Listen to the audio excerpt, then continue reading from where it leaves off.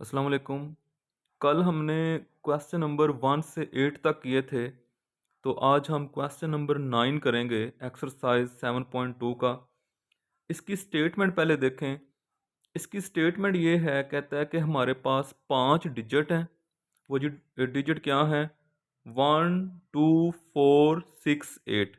ये 5 डिजिट हैं, तो सारे के सारे इस्तेमाल करने हैं। तो कितने नंबर हम बना सकते हैं? कितने हम बना सकेंगे 5 डिजिट्स नंबर? मिसाल के तौर पे देखें, मैं ये सारे के सारे डिजिट अगर यूज़ कर दूं तो मेरे पास बनेगा 1 2 4 6 8। ये मैंने एक नंबर बनाया है जो कि है 12,468। अब ये मुझे नहीं चाहिए। पता क्यों? पहली कंडीशन ये है कि आप बताएंगे कि 2 और 8 जब एक दूसरे के साथ होंगे वो नंबर कितने बनेंगे। ठीक है, मसलन ये देखें ना, ये नंबर बना तो वो कहता है ये नहीं चाहिए, क्योंकि 2 और 8 जो है वो एक दूसरे के साथ साथ नहीं है। तो पहले ये बताना है 2 और 8 एक दूसरे के साथ होंगे तो वो कितने बनेंगे। बाद में बताना है कि कितने वो बनेंगे जिनमें वो साथ साथ नहीं होंगे। तो हमें पता है यहाँ पे जो टोटल डिजिट्स हैं, टोटल डिजिट्स हमारे पास वो हैं 5। ये वाले 1 2 3 4 5। अच्छा, हम ऐसा करते हैं कि जब हम ये चाहते हैं कि 2 और 8 हमेशा साथ साथ आएं, तो हम इन दो डिजिट्स को दो नहीं बल्कि एक ही कह देते हैं। इनको एक यूनिट बना देते हैं। ठीक है, जिसकी एग्जांपल आप ये ले लें कि अगर दो लोग हमेशा ही इकट्ठे रहें तो लोग उनके बारे में कहते हैं कि ये दो नहीं है, ये एक ही हैं। ठीक है, तो हमने यहाँ पे क्या करना है, हम चाहते हैं 2 और 8 जो है वो जहाँ पे आए इकट्ठे आए। मसलन देखें ना, अगर उन्होंने यहाँ पे आना है तो 2 और 8 इकट्ठा आ जाए। ठीक है, अगर उन्होंने यहाँ पे आगे आना है तो 2 और 8 इकट्ठा आ जाए। तो वो जहाँ पे हैं तो वो इकट्ठे हैं, तो हम उसको एक डिजिट अगर सपोज कर लें तो फिर पता है हमारे पास हम कह सकते हैं व्हेन 2 and 8 आर टूगेदर। तो फिर क्या होगा? देखें, ऐसा होगा, हम जब चाहते हैं कि 2 और 8 इकट्ठे ही रहें तो हम इन दो डिजिट को एक डिजिट सपोज कर लें। अब टोटल कितने डिजिट हमारे पास बन गए? 1 2 3, और ये जो दो हैं इनको एक सपोज कर लें तो टोटल हो गए 4। तो फार्मूला क्या आएगा? 4p4। 4 हैं और 4 में से 4 ही सिलेक्ट करने हैं। अच्छा, और मल्टीप्लाई बाय 2। ये जो 2 से मल्टीप्लाई किया है इसकी भी आपको मैं वजह बताता हूँ। इसका आंसर क्या बनेगा? ये आ जाएगा 4 फैक्टोरियल ओवर 4 - 4 फैक्टोरियल। तो ये आ रहा है 2 × 4 फैक्टोरियल ओवर 0 फैक्टोरियल। तो ये आ जाएगा 2 × 0 फैक्टोरियल क्या होता है? 1। और 4 फैक्टोरियल क्या होगा? 24। क्योंकि 4 फैक्टोरियल का मतलब था, हमने पढ़ा था 4 3 2 1। तो ये आ जाएगा आंसर 48। 48 ऐसे नंबर मिलेंगे जिनमें 2 और 8 जो है वो इकट्ठा आएगा। अब रही बात कि ये वाला 2 मल्टीप्लाई क्यों किया है। देखें, उसने ये नहीं कहा कि पहले 2 आए और फिर 8 आए, उसने कहा 2 और 8 इकट्ठे होंगे। तो जितने नंबर इस तरह बनेंगे जिनमें 2 और 8 इकट्ठे होंगे, तो उतने ही नंबर और बन जाएंगे इस तरह करके, इनको बदल के 8 2 4 6। ठीक है, तो इसलिए हमारे पास हमने 2 से मल्टीप्लाई कर दिया कि वो डबल हो जाएंगे। जितने नंबर्स में 2 के बाद 8 आएगा उतने ही और नंबर मिल जाएंगे जिनमें 8 के बाद 2 भी लिखा जा सकता है। ठीक है, तो 48 ऐसे नंबर हैं जिनमें 2 और 8 इकट्ठे आते हैं।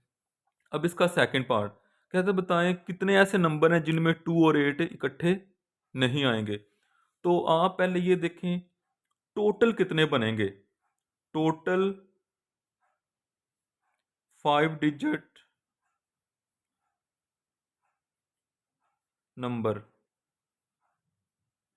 टोटल कितने बनेंगे? 5 हैं। 5p5।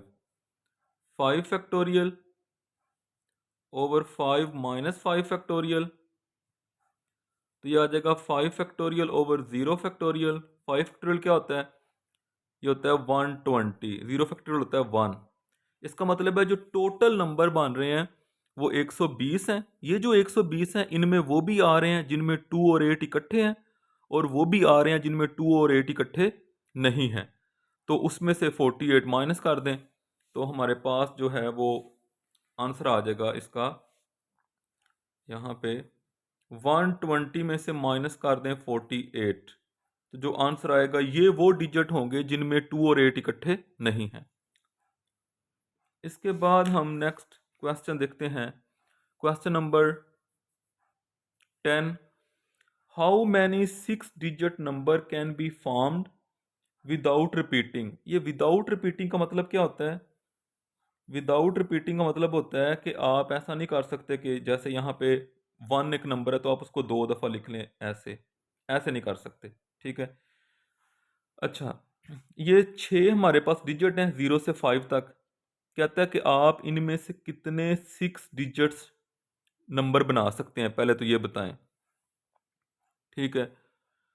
अच्छा, उसके बाद क्या करना है? उसके बाद बताना है कि उनमें से कितने ऐसे नंबर हैं जिनमें 0 10 प्लेस पे है। तो टोटल जो डिजिट्स हैं, टोटल डिजिट्स वो हमारे पास 6 हैं। तो 6 डिजिट नंबर हम कैसे बनाएंगे? टोटल परमुटेशन कह दें या टोटल 6 डिजिट्स नंबर क्या बनेंगे? 6p6। तो ये आ जाएगा 6 फैक्टोरियल ओवर,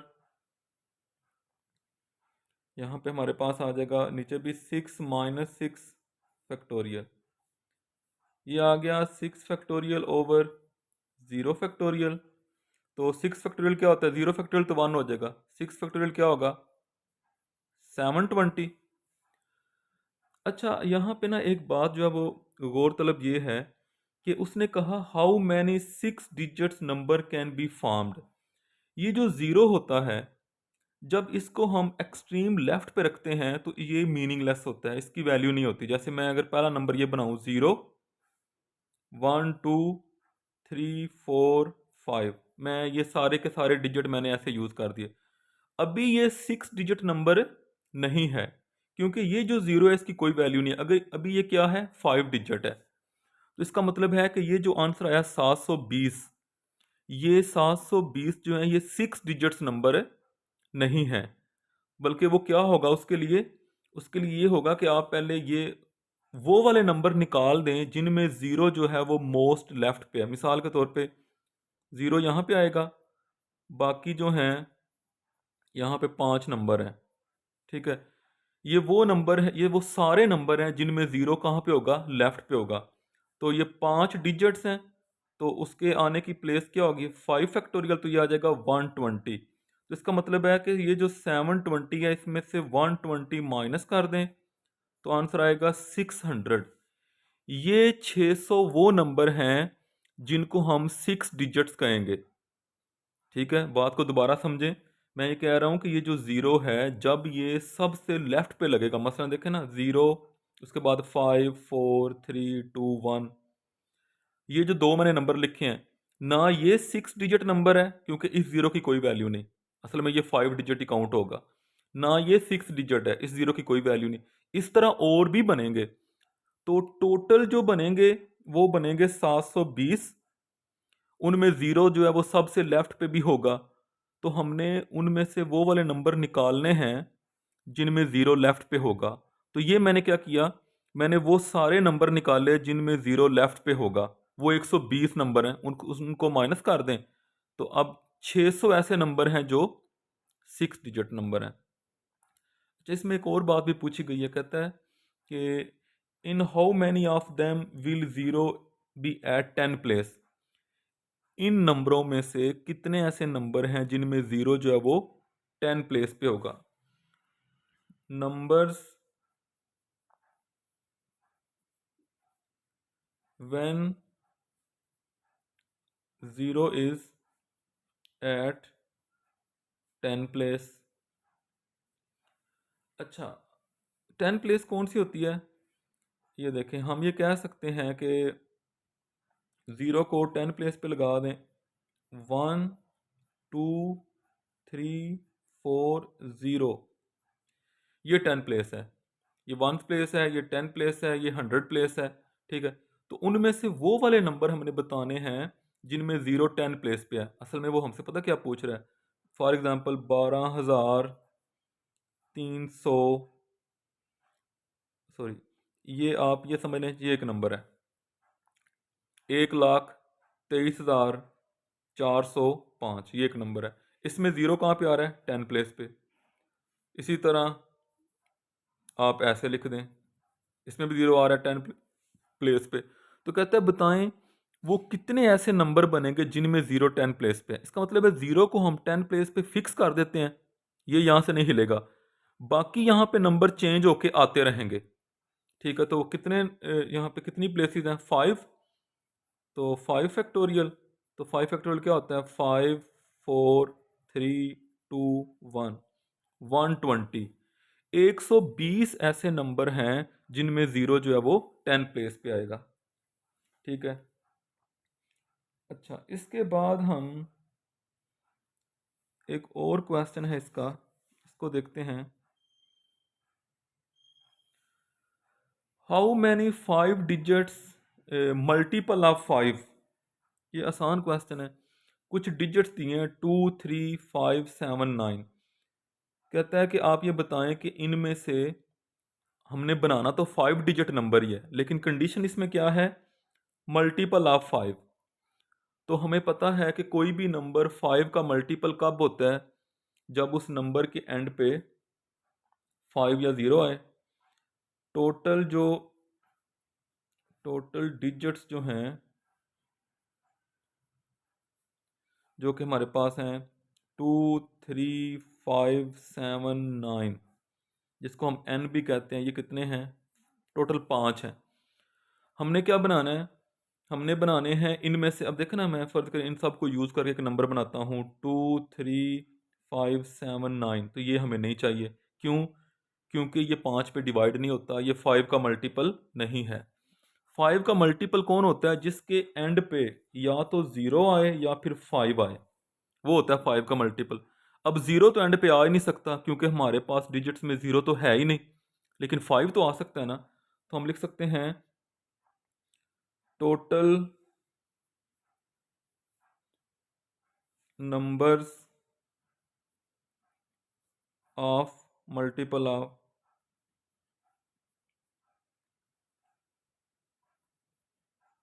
मल्टीपल ऑफ 5। ठीक है,